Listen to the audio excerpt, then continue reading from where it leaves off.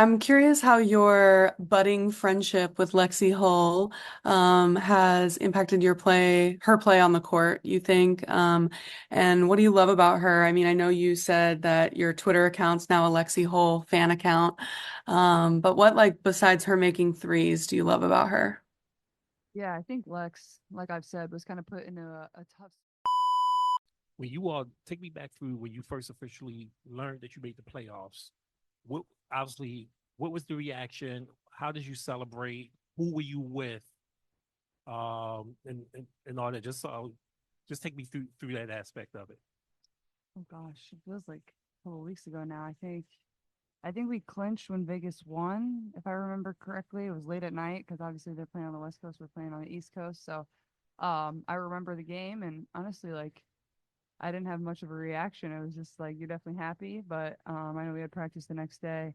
I think we might have had an off day the day that we ended up clinching when we really didn't do anything. It was everybody else that kind of helped us out. So came to work the next day, and everybody was definitely happy. But I think we still had 7 games to play, or we had this whole month still to play, and I thought we approached this month really well too. Obviously, we had a homestand after clinching, and I thought we did a really good job of going 1-0, or trying to approach every game, just one game at a time. Obviously, we had a couple tough losses in there back to back to Vegas, but I thought our win versus Dallas was good. And then obviously tonight, like this is another opportunity for us to prep for the playoffs while still not knowing our opponent, and that's how we've kind of approached it from there.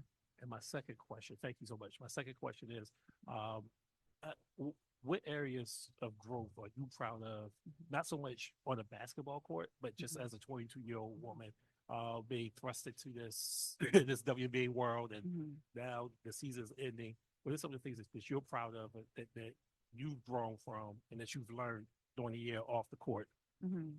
Yeah, I would say obviously this last year of my life, whether it was college or whether it was the WNBA, like I've definitely been in the spotlight. So I feel like just keeping my mind right at all times is definitely hard when you're 21, 22 years old, and you're doing this and everybody has an opinion on you. But I think for myself is what I'm most proud of is I'm really good at blocking that out. Like I don't really care what people think of me. I care about what my teammates think of me. I care about what my coaches think of me. I care about how my family feels about me, how my friends feel about me in the close circle that I have. But I think that's one of the most things that I'm most proud of is just my mentality of how I approach every single day, whether it was a good day before, whether it was a bad day before, is, you come back to work. I feel very lucky and fortunate to be able to play basketball at the highest level. And, sometimes it's going to be tough. I think, especially very early on, it was frustrating because I wanted us to have success. I wanted us to be really good, and it took time to get to that point. But I think the things that I'm most proud of is definitely my mentality and my approach every single day. And I think that can take you a long way. And uh, you don't get caught up in what everybody else thinks about you. It's how you feel about yourself and the people in your locker room that really matter. Hey, Caitlin. Mhm. I want to ask about Kelsey. You just said, it takes time. It took time all season for you guys to kind of mesh and things like that. But Mhm. since the Olympic break and you two have been playing so well together, Mhm. um, what, I don't know if clicked is the right word, but what feels better about how you two have been able to play together, Mhm. especially since the Olympic break? I think we're just playing off of each other better. I think we're using her speed really well. I think we just have that unspoken chemistry, which like you can't like teach that or like practice that. It just comes with playing with one another, and we just need a time to play with one another to build that. Whether it's us making eye contact and she goes back door. I think the amount of backdoor layups she's got over the course of the year, especially in the second half, is pretty incredible. So I think it's just the unspoken chemistry, and that comes with just experience of playing with one another. But I think also just the fun we've had when we really have found our groove. I think that's helped us build confidence between one another and trust between one another, and that can get you a long way as well. Caitlin, people are going on social media and talking about like who they're voting for. Some journalists are doing that.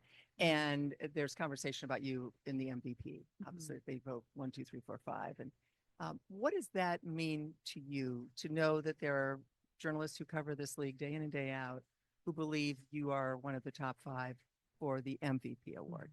It is definitely cool. I think especially where I started the year and then was able to kind of figure it out as we go. And now entering game 40, like it feels night and day from where I started. And I'm proud of myself in that regard. I think I've learned a lot, and I've had to learn without really much time to practice or have an off season to implement things that I want to implement, and having to learn, a new scheme and new teammates and new coaches. So, trying to balance that all at once has definitely been difficult. But once we kind of found our groove, I think, my teammates have allowed me to be myself, and that's what's kind of brought us some success.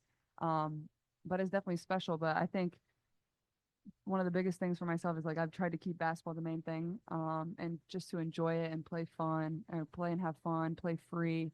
I think that's when I'm really at my best. But at the same time, like you don't get caught up in all of that. That kind of just comes with how you perform on the floor. So it's definitely a cool honor. People that have been in the basketball world and the WNBA space for a really long time to think of you in that way. But at the same time, I feel like there's just so much room for me to improve. And obviously, we have big goals in the playoffs entering that here in our last regular season game. I still feel like there's a lot more for us that we can achieve and still, exceed some expectations that people have for us. So I think more than anything that can get us further as an organization. So I think that's what's it's been cool for myself in this first year is just, approaching every single day like it's new, it's fresh. I think early on that was the best thing about us, which is our energy. Like it never was flat. We came in and we got better, and we knew that the tide was going to turn for us, and it certainly did. We've got time for two on Zoom before we finish up in the room. Lindsay, then Kyle. Lindsay, you go ahead. Hey, Caitlin, it's Lindsay from USA Today. I'm curious how your budding friendship with Lexie Hull has impacted her play on the court, you think? And what do you love about her? I mean, I know you said that your Twitter account's now a Lexie Hull fan account. But what, like, besides her making threes, do you love about her? Yeah, I think Lex, like I've said, was kind of put in a tough spot. She wasn't getting minutes early to start the year. She was getting spot minutes here and there. And for her to stay positive, and come in and work every single day or do extra conditioning or play extra after practice, it certainly paid off. I think what she brings for us is just a tenacity especially on the defensive end. Like she's going to be the one that dives on the floor. She's going to be the one chasing the best player all over the court. And she's obviously worked really hard on her shot as well. I think since the Olympic break, the way she's been able to shoot the ball has been incredible. I know she was leading the league in 3-point percentage. I think she still is. That's really hard to do. And I think it's added a whole nother dynamic for us. So I think she's played really well on both sides of the floor. But what's most impressed me the most is just her approach every single day. Like I said, it's really hard to go from somebody that gets no minutes to somebody who's in the starting lineup. And she's really exceeded when her role has changed and she's given an opportunity. So I'm really happy for her. But also she's just somebody that's, fun and, is lighthearted and enjoys basketball and enjoys being around people and, to be one of her friends and teammates. That's what makes it a lot of fun for myself too. Yeah, Kyle on Zoom, then we'll finish with Candace in the room. Hi, it's Kyle Smedley with the Herald Bulletin. I'm working on a story where I've talked to a lot of fans just about why they connect with you, and why they root for you. And so I guess I'm just wondering, throughout this past year, have you ever like sat back and wondered, why you are kind of one of the key figures in the growth and the boom of women's basketball? I haven't had a ton of time of reflection over the course of the last year. I think that's something that will definitely come as the season winds down and I can reflect back on my life over the course of the last year. But I think the way I play the game is definitely something people love, whether it's the logo threes, whether it's the pace I play with, whether it's the passion I play with, whether it's the smile I play with.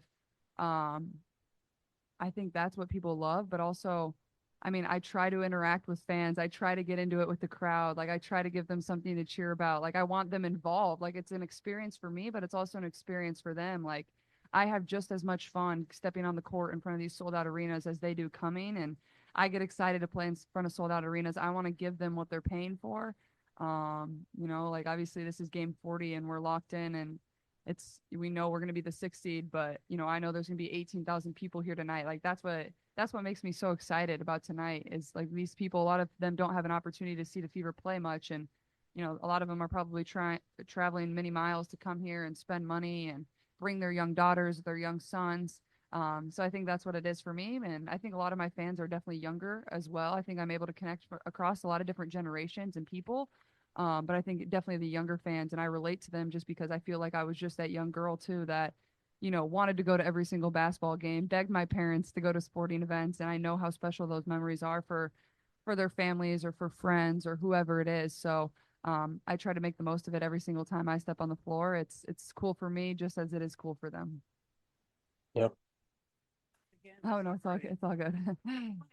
if we kind of go back to this time last year, where you maybe weighing the pros and cons of taking that 5th year, staying in Iowa, or maybe turning pro, you've been in the spotlight, you've been a celebrity, you've known your icon status.